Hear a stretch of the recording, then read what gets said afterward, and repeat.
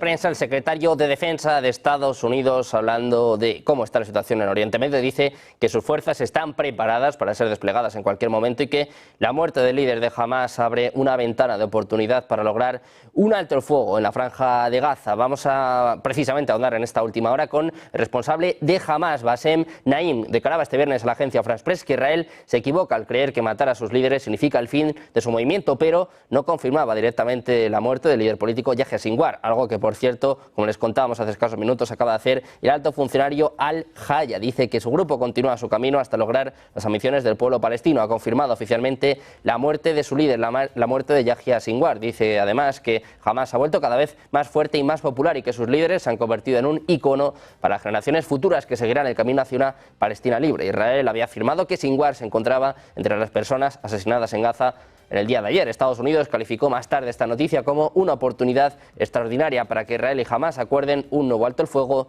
y un intercambio de prisioneros.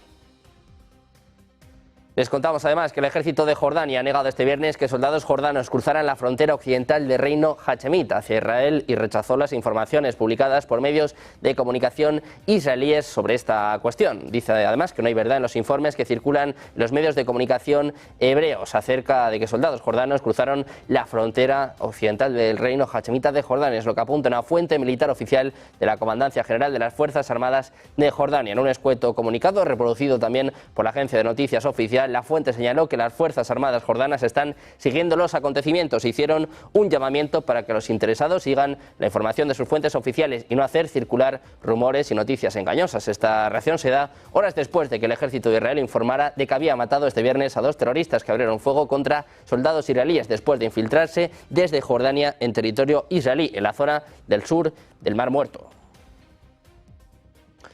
Les contamos además que el expresidente ruso y actual vicepresidente del Consejo de Seguridad, Dmitry Medvedev, ha afirmado que Ucrania intenta fabricar una bomba sucia, un artefacto que disemina elementos radiactivos. En una entrada publicada este viernes en su canal de Telegram, dice que dada la charlatanería aparentemente sin sentido en torno a la creación de armas nucleares por parte de Ucrania, solo se puede sacar una triste conclusión. Dice que están intentando crear una bomba sucia, es lo que escribía en su cuenta de Telegram. Añadía que Ucrania tiene todo lo necesario para ello: materia prima, tecnologías y especialistas. Dice que para crear una carga de poca potencia basta cualquier laboratorio de la época soviética. El reloj ya está en marcha, es la advertencia de Medvedev, mientras que Ucrania ha negado que esté planeando desarrollar armas de destrucción masiva después de que el periódico alemán Bild lo publicara citando a un alto cargo ucraniano en condiciones de anonimato.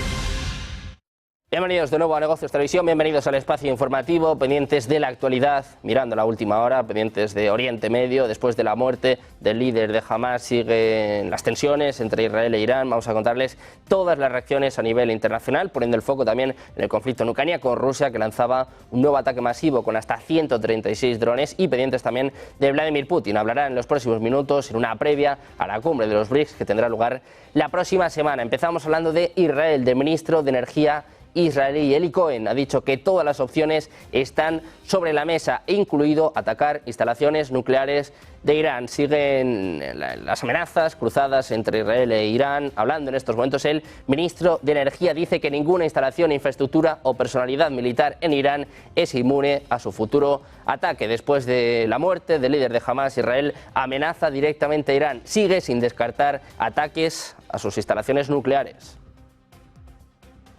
Precisamente las FDI dicen que están enviando otra brigada de reserva al norte para unirse a la lucha contra Hezbollah en el Líbano. La brigada permitirá continuar el esfuerzo de combate contra Hezbollah y lograr los objetivos de la guerra, incluido el retorno sano y salvo de los residentes del norte a sus hogares. El ejército israelí dijo este viernes que envió otra unidad del ejército para apoyar a sus fuerzas que operan en Jabalia, el mayor de los 8 campamentos de refugiados históricos de Gaza, donde los residentes dijeron que los tanques volaron caminos y casas a medida que avanzaban hacia el territorio. Los residentes de Jabalia, en el norte de Gaza, dijeron que los tanques israelíes habían llegado al corazón del campamento utilizando un intenso fuego aéreo y terrestre después de avanzar a través de suburbios y distritos residenciales. Agregaron que el ejército israelí estaba destruyendo docenas de casas a diario, a veces desde el aire y desde tierra, y colocando bombas en edificios y luego detonándolas a distancia.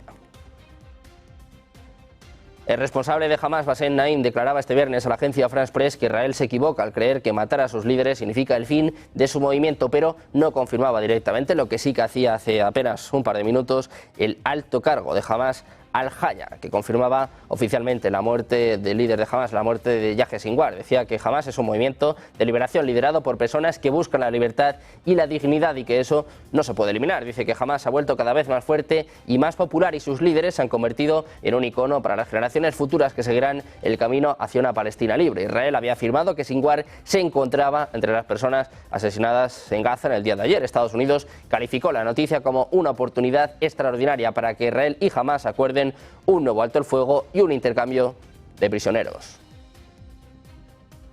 Hezbollah, además, decía este viernes que estaba pasando una nueva y creciente fase en su guerra contra Israel, mientras que Irán afirmó que el espíritu de resistencia se fortalecerá después del asesinato del líder de Hamás, Yahya Sinwar, uno de los autores intelectuales del ataque del 7 de octubre que desencadenó la guerra de Gaza. Moría este miércoles durante una operación de soldados israelíes en el enclave palestino, un acontecimiento crucial en el conflicto que ya dura un año. Los líderes occidentales dijeron que su muerte ofrecía una oportunidad para que el conflicto terminara, pero Benjamin Netanyahu dijo que la guerra continuaría hasta que los rehenes capturados por Hamás fueran devueltos.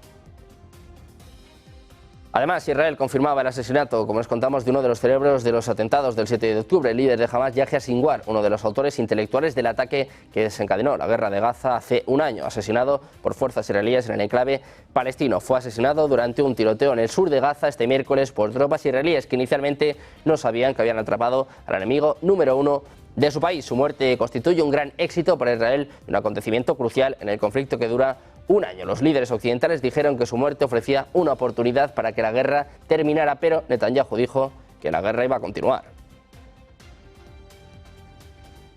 Hay reacción también por parte de Rusia. El portavoz del Kremlin, Dmitry Peskov, dijo este viernes a los periodistas que Moscú está preocupado por las posibles consecuencias del asesinato del líder de Hamás, Yahya Sinwar. Peskov explicó que Rusia está significativamente preocupada por cómo esto podría reflejarse en la población civil en Oriente Medio. Decía literalmente, la catástrofe humanitaria que se está produciendo tanto en Gaza como en Líbano es preocupante. Mientras tanto, algunos funcionarios afirmaron que el jefe de Hamás era un terrorista que obstaculizaba las negociaciones durante el fuego.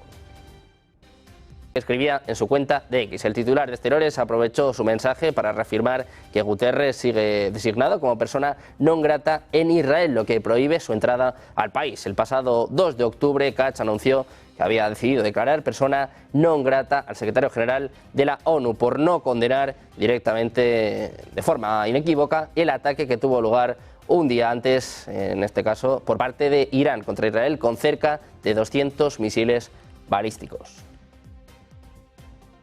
En Irán, además, la misión permanente ante las Naciones Unidas ha advertido este jueves que la muerte de Yahya Sinwar iba a servir para fortalecer el espíritu de resistencia de la población palestina contra Israel. Decía que mientras exista la ocupación y la agresión, la resistencia perdurará porque el mártir sigue vivo y es una fuente de inspiración, es lo que señalaba la representación diplomática de Teherán en un mensaje publicado en su cuenta de X. La misión iraní, además, también subrayaba que cuando los musulmanes ven a Sinwar de pie en el campo de batalla, piensan que está enfrentándose a su enemigo y que su espíritu de resistencia se fortalecerá. Dice que se va a convertir en un modelo para los niños y los jóvenes que seguirán su camino hacia la liberación de Palestina. Sinwar representaba la línea más dura y beligerante del grupo y está considerado por Israel el cerebro de los ataques del 7 de octubre, lo que le convirtió en el hombre más buscado. El presidente Joe Biden, que además hablaba ayer con el primer ministro israelí Benjamin Netanyahu después de la confirmación de la muerte del líder de Hamás, Yahya Sinwar, ambos coincidían en que su muerte ha creado una oportunidad para impulsar la liberación de los rehenes en Gaza y que trabajarán juntos para lograr ese objetivo, es lo que apuntaba la oficina de Netanyahu en un comunicado. También Emmanuel Macron le felicitaba por la muerte del miliciano, subrayando que la muerte de Sinwar brindaba una oportunidad para que el conflicto de más de un año en Gaza finalmente terminara y para que los rehenes israelíes regresaran a casa. Por su parte, el ejército de Jordania negaba este viernes que soldados jordanos cruzaran la frontera occidental del reino hachemita hacia Israel y rechazó las informaciones publicadas por medios de comunicación israelíes sobre esta cuestión. Decía que no hay verdad en los informes que circulan en los medios de comunicación hebreos de que soldados jordanos cruzaron las fronteras occidentales del reino hachemita de Jordania. Es lo que apunta una fuente militar oficial de la Comandancia General de las Fuerzas Armadas de Jordania, no identificada en un escueto comunicado reproducido también por la agencia de noticias oficial jordana Petra. La fuente señaló que las Fuerzas Armadas jordanas están siguiendo los acontecimientos e hicieron un llamamiento para que los interesados sigan la información de sus fuentes oficiales y no hacer circular rumores y noticias engañosas. Esta reacción llega unas horas después de que el ejército de Israel informara de que había matado este viernes a 2 terroristas que abrieron fuego contra soldados israelíes después de infiltrarse desde Jordania en territorio israelí en la zona del sur del Mar Muerto.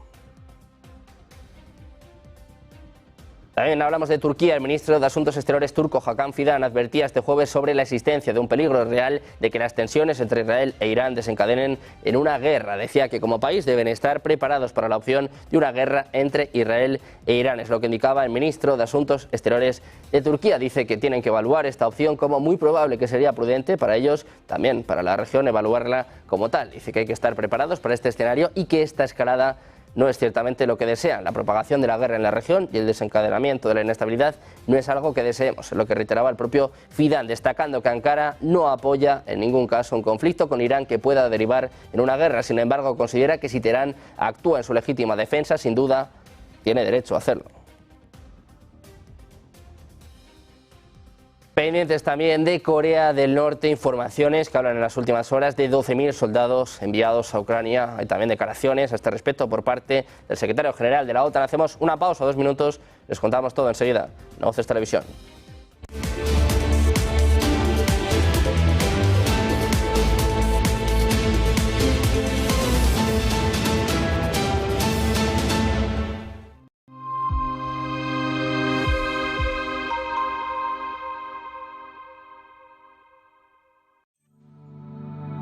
Silver Gold Patrimonio nace en 2018 con el objetivo de innovar en el mercado de los metales preciosos de inversión, ofreciendo nuevas alternativas para que cualquier persona, familia o empresa pueda entrar en el fantástico mundo de los metales de inversión de forma sencilla y acompañada por consultores expertos en el sector. Silver Gold Patrimonio quiere avanzar contigo. En el corazón de Madrid, descubre Los Montes de Galicia, donde la tradición gallega se encuentra con la innovación culinaria.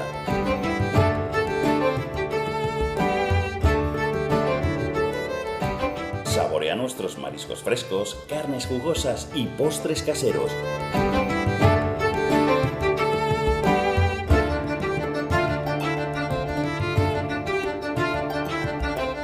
Todo preparado con ingredientes de la más alta calidad. Disfruta de una experiencia gastronómica única en un ambiente acogedor y elegante. Los Montes de Galicia, donde cada comida es una celebración. ¡Te esperamos!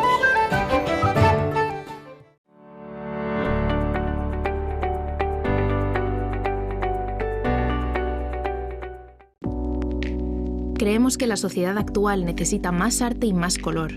Le da a la gente la oportunidad de asimilar diferentes perspectivas. Es realmente un placer pintar este cuadro, porque es una hermosa imagen para comenzar. Lo último que pintaremos es el auricular en vez del pendiente. Using a classic and merging it with modern. This is very provoking.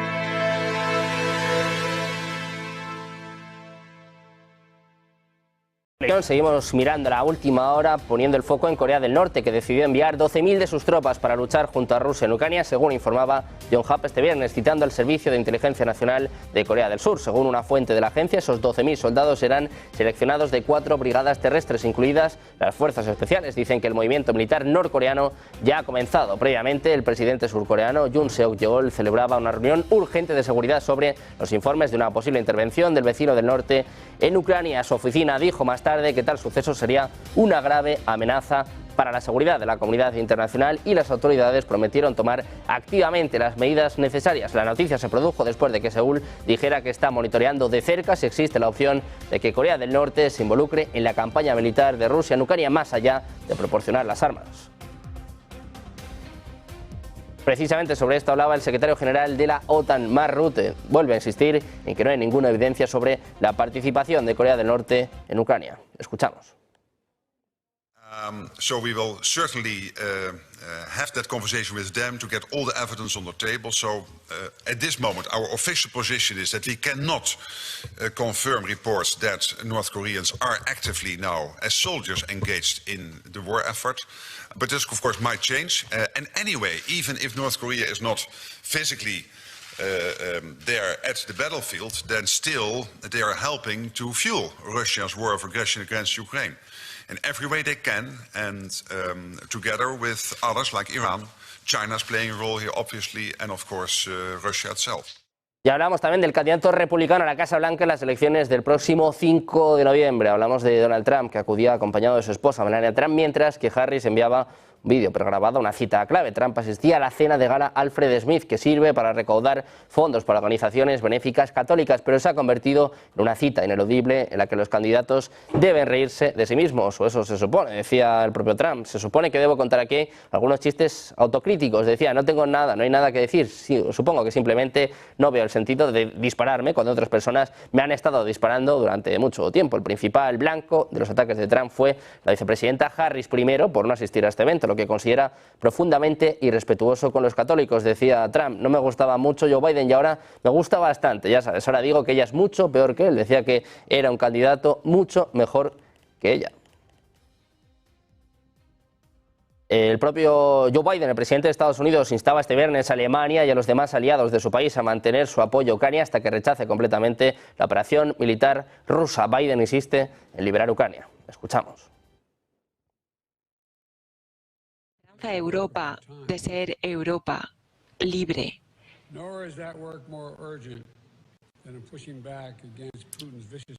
Nada fue más urgente que lo es ahora de luchar contra Putin para poder liberar a Ucrania. Fue un momento clave. Ahora tenemos que luchar por el alma de nuestra democracia. Desde 75 años de paz y seguridad en Europa, Alemania y Estados Unidos hay que trabajar en conjunto para respaldar al pueblo de Ucrania y su lucha por la libertad, por la democracia. En una rueda de prensa posterior a la reunión con su homólogo alemán en Berlín, Biden subrayó que no podemos bajar los brazos, aunque decía hemos pasado un invierno difícil. Elogió al país anfitrión por trabajar incansablemente para garantizar que Ucrania prevalezca y que el presidente ruso Vladimir Putin fracase. Dice Biden que el sueño de una Europa unida y libre es obra de nuestro tiempo.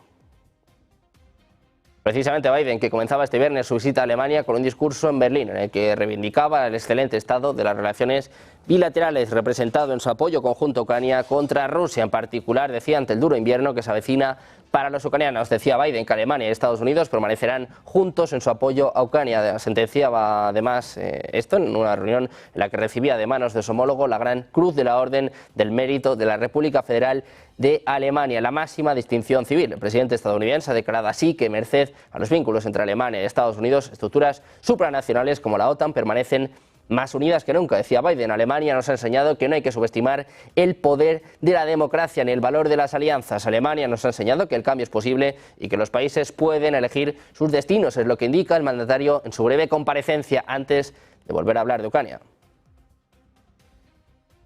También hablaba sobre esta cuestión el secretario general de la OTAN, Mark Rutte, afirmaba este viernes que la alianza está incrementando significativamente su respaldo a Ucrania, un día después de escuchar de primera mano del presidente Volodymyr Zelensky su plan de la victoria. Decía Rutte que están aumentando significativamente su apoyo a Ucrania para que pueda, 1, defenderse de la agresión rusa hoy y 2, disuadir las amenazas rusas en el futuro. Es lo que indicaba en una intervención en la segunda y última jornada de la reunión de ministros de aliados de defensa que se celebra en Bruselas. Precisamente un Rutte que volvía a advertir sobre la retórica de Putin. Dice que va incrementando, que va subiendo el tono contra la OTAN. Escuchamos las declaraciones de Rutte. Russia remains the most significant and direct threat to the security of the Allies. And Putin is resorting to increasingly irresponsible rhetoric. Moscow may be loud, but NATO is strong. In a more uncertain world, it is vital that we continue to modernize our capabilities and exercise together to keep our conventional and nuclear forces. Y hablamos ahora del primer ministro de Hungría, Viktor Orbán, aseguraba este viernes que el plan de la victoria del presidente ucraniano Volodymyr Zelensky no sirve para ganar la guerra en Ucrania. Acusó al resto de países de la Unión Europea de ser partes beligerantes. Decía Orbán, con este plan no se puede ganar, solo se puede perder. Es lo que afirmaban declaraciones a la radio pública COSUD, sin ofrecer detalles en referencia al plan que Zelensky presentaba ayer en Bruselas a los líderes de la Unión Europea, que incluye que se invite ya a Ucrania a entrar en la OTAN. También miramos a la reacción por parte del secretario general de la OTAN, Mark Rutte. Se pronunciaba justo antes de la confirmación de la muerte del líder de Hamas. Decía sobre Sinwar, que se le conoce como uno de los cerebros del ataque del 7 de octubre. Decía que lo ha condenado, que los aliados lo han condenado y que todo el mundo sensato lo ha hecho. Que se ha muerto, la verdad es que no le iba a echar de menos. Escuchamos a Rutte. Sinwar, of course, he is widely recognized as the architect of the 7th of October 2023 terrorist attacks on Israel. I have condemned them, all allies have condemned them, every reasonable soul in the world has condemned them. So, if he has done... Precisamente miramos al presidente ruso, Vladimir Putin. Hablaba hace escasos minutos en el foro empresarial de los BRICS. Decía que el Producto Interno Bruto de los Estados miembros supera al de los estados del G7 y que sigue creciendo con confianza. Dijo que el crecimiento total del PIB de los BRICS se prevé en un 4% para 2024, mientras que se espera que los estados del G7 crezcan un 1,7%. Escuchamos estas palabras por parte de Vladimir Putin. Say a thing or two about that. The BRICS aggregate GDP amounts to over 60 trillion USD. Its overall share in global GDP strongly exceeds the relevant indicator of the so-called G7 and continues to grow. The year 2023, our grouping amounted to 38.3%, or rather 37.4%, and G7 amounted to 29.3%, and the gap is broadening. It will continue to broaden. It is inevitable. That is a totally clear dynamic. Over the past decades, on top of that, over 40% of global GDP growth of the whole global economic dynamics accounted for BRICS states. This year, average economic growth rate of BRICS is estimated at 4%, which exceeds the growth rate of G7 countries, which is 1.7%, and which exceeds world growth rates, which will be at 3.2%. These are the... Pendientes de los BRICS, de estas declaraciones del presidente ruso Vladimir Putin, seguimos hablando de últimas horas, seguimos mirando a las advertencias por parte de Israel, siguen los mensajes cruzados con Irán. Dice precisamente uno de los altos cargos, uno de los altos funcionarios israelíes, que muy pronto habrá una respuesta contra Irán. Les contábamos hace escasos minutos que el ministro de Energía, Eli Cohen, no descarta ataques a instalaciones nucleares. Dice que todo está sobre la mesa en estos momentos, que es posible que puedan incluso llegar a atacar instalaciones nucleares dentro de Irán. Ahora un alto cargo está confirmando que el ataque es inminente. En concreto, como decíamos, Eli Cohen ha dicho que todas las opciones están sobre la mesa. Estas noticias vienen después de que durante todas las semanas haya anunciado que el plan, la respuesta por parte de Israel ya está preparada y que incluso podría ocurrir antes de las elecciones de Estados Unidos, es decir, antes del próximo 5 de noviembre. Israel había prometido supuestamente a Estados Unidos que no atacaría instalaciones nucleares de Irán. Ahora decían que está todo sobre la mesa y además altos cargos están diciendo que la respuesta es inminente. Dicen que va a llegar muy pronto la respuesta a Irán. Precisamente mirando a Irán, hablamos de su presidente, Masoud Pezeshkian, que está en Rusia, en esta cumbre de los BRICS, hablando también sobre la desdolarización. Escuchamos más declaraciones por parte de los BRICS, advertencia, amenaza contra el dólar. Les escuchamos.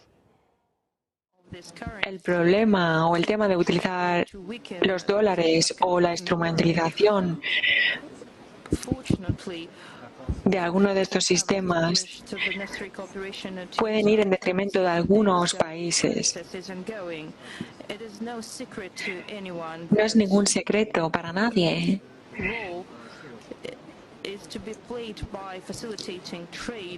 que es importante facilitar el comercio y facilitar las oportunidades de negocios para así tener un impacto directo a la hora de reforzar nuestras cooperaciones. Les contamos además también que las fuerzas rusas han lanzado durante la pasada noche contra territorio ucraniano un total de 135 drones en uno de los ataques más masivos con aparatos no tripulados desde el comienzo de la guerra, es lo que informa la Fuerza Aérea de Kiev. Las defensas aéreas ucranianas derribaron 80 de estos drones y hicieron perder el rumbo a otros 44 gracias a las interferencias electrónicas con las que Ucrania intercepta un número cada vez mayor de drones kamikazes Shahid y de otros tipos de aparatos no tripulados utilizados por Rusia. Los derribos de los drones se produjeron sobre el territorio de las regiones ucranianas de Odessa y Gerson, de Kiev, de Cherkasy, de Rivne, de Chernivtsi, de Yarkov y de Sumy en el noreste. Dos de los drones que fueron neutralizados con interferencias acabaron volando hacia territorio de Bielorrusia, un país vecino de Ucrania y aliado de Rusia en esta guerra. Precisamente en este sentido, el expresidente ruso y actual vicepresidente del Consejo de Seguridad, Dmitry Medvedev, afirmaba que Ucrania intenta fabricar una bomba sucia, un artefacto que disemina elementos radiactivos. En una entrada publicada este viernes en su canal de Telegram, dice que dada la charlatanería aparentemente sin sentido en torno a la creación de armas nucleares por parte de Ucrania, solo se puede sacar una triste conclusión, que Ucrania está intentando crear una bomba sucia, es lo que escribe el número 2 del CSR, añadiendo que Ucrania tiene todo lo necesario para ello. Habla de materia prima, tecnologías y especialistas. Dice que para crear una carga de poca potencia basta cualquier laboratorio de la época soviética. El reloj ya está en marcha. La advertencia de Medvedev, que además dice que Ucrania ha negado que esté planeando desarrollar armas de destrucción masiva después de que el periódico alemán Bild publicara, citando a un alto funcionario ucraniano en condiciones de anonimato, que Kiev sería capaz de desarrollar una bomba nuclear en cuestión de semanas. Precisamente en Ucrania, el Ministerio de Exteriores negaba en un comunicado que esté planeando desarrollar armas de destrucción masiva, como según se dice en la nota, se habría insinuado en una publicación del diario Bild. Decía literalmente: desmentimos oficialmente las insinuaciones de fuentes anónimas en la publicación Bild sobre supuestos planes de Ucrania de desarrollar armas de destrucción masiva. Es lo que apuntaba el Ministerio de Exteriores de Kiev en un comunicado en el que reivindica el cumplimiento del Tratado de No Proliferación por parte del país y recuerda que Ucrania renunció al independizarse de la URSS, del armamento nuclear que tenía. Kiev sacó este comunicado poco después de que un periodista de Bild dijera que una fuente oficial ucraniana anónima había asegurado que Ucrania estaba preparada para empezar a desarrollar armas nucleares en unas semanas para protegerse de Rusia. También miramos al Banco Central Europeo. Reducía ayer su tasa de interés clave al 3,25%, su tercera rebaja de cuartillo de punto de este año, decisión descontada por los mercados después de que los responsables políticos señalaran una reducción de los riesgos de inflación y un debilitamiento de las perspectivas de crecimiento. En una declaración posterior a la decisión, el Consejo de Gobierno del BCE calificó el proceso de desinflación como bien encaminado en su declaración más optimista del ciclo actual. Así que no vemos ningún tipo de recesión en la zona euro. Por supuesto, tenemos que mantenernos atentos a algunos sectores particulares de la economía. Y hoy que estamos aquí, especialmente que tienen un sector automovilístico muy potente, pues tienen que tener esto en cuenta. Pero mi respuesta, si vemos una recesión, es que ahora no. También miramos a su reacción en torno a un posible recorte en diciembre. Decía Lagarde que no ha dicho que sean proclives a bajar los tipos, sino que dice que va a depender de los datos que vayan conociendo, que la decisión aún no está tomada. Escuchamos a Lagarde. Por supuesto, cada reunión es un hecho que tenemos más datos y más perspectivas y más proyecciones y, por lo tanto, en diciembre, más de 6 semanas, tendremos más información. Así que, como he dicho, no he abierto la puerta a nada. En cada una de las reuniones echamos un vistazo a la información y somos dependientes de esta información, de nada más, sino que procesamos esta información y determinamos qué es el mejor tipo o la rapidez con la que tenemos que implementar nuestras políticas para poder devolver la inflación a nuestro objetivo. Y esto es lo que haremos. Pendientes de los bancos centrales, de la decisión del Banco Central Europeo, volvemos a mirar enseguida a la geopolítica. Volvemos con los expertos, con el análisis. 2 minutos. Enseguida seguimos en Negocios Televisión.